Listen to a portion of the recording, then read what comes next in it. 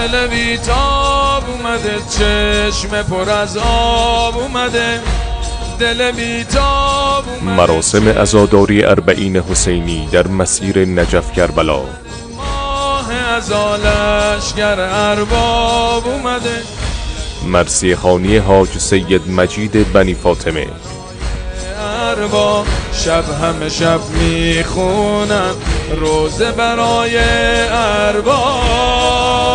جان آقا عمود 1120 موکب خدام الحسین علیه السلام از پنجشنبه 9 شهریور 1402 به مدت 5 شب از نماز مغرب و عشا. سنه قربان آقا سید لطشان آقا.